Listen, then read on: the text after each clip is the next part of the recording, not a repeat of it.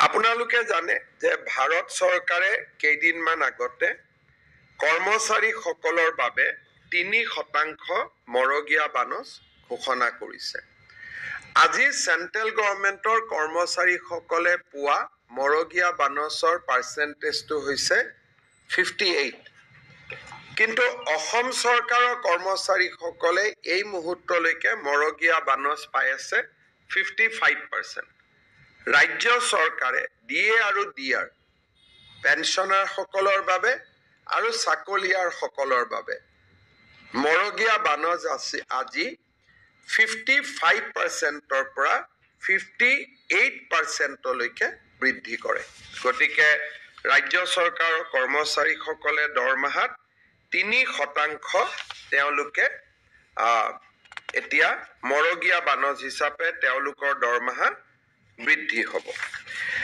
আপোনালোকে জানে যে ভাৰত চৰকাৰে কেইদিনমান আগতে কৰ্মচাৰীসকলৰ বাবে 3% মৰগীয়া বানচ ঘোষণা কৰিছে। আজি চেন্ট্ৰেল গভৰ্ণমেণ্টৰ কৰ্মচাৰীসকলে পোৱা মৰগীয়া বানচৰ পাৰ্চেণ্টেজটো হৈছে 58।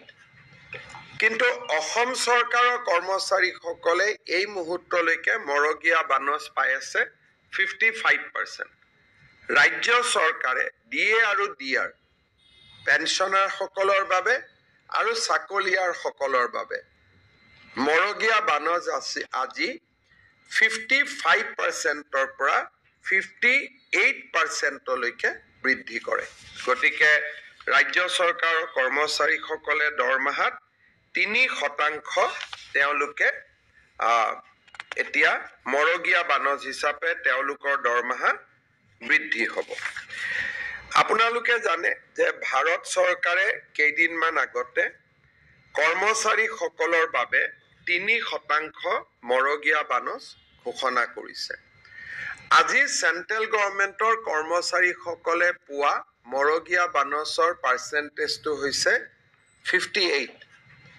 কিন্তু অসম চৰকাৰৰ কৰ্মচাৰীসকলে এই মুহূৰ্তলৈকে মৰগীয়া বানচ পাই আছে 55%। ৰাজ্য চৰকাৰে ডিএ আৰু ডিআৰ পেঞ্চনাৰসকলৰ বাবে আৰু চাকৰিয়াৰসকলৰ বাবে মৰগীয়া বানচ আজি 55%ৰ পৰা 58%লৈকে বৃদ্ধি কৰে। গতিকে ৰাজ্য চৰকাৰৰ কৰ্মচাৰীসকলে দৰমহাত 3% তেওঁলোকে এতিয়া মৰগীয়া বানচ হিচাপে তেওঁলোকৰ দৰমহা বৃদ্ধি হ'ব।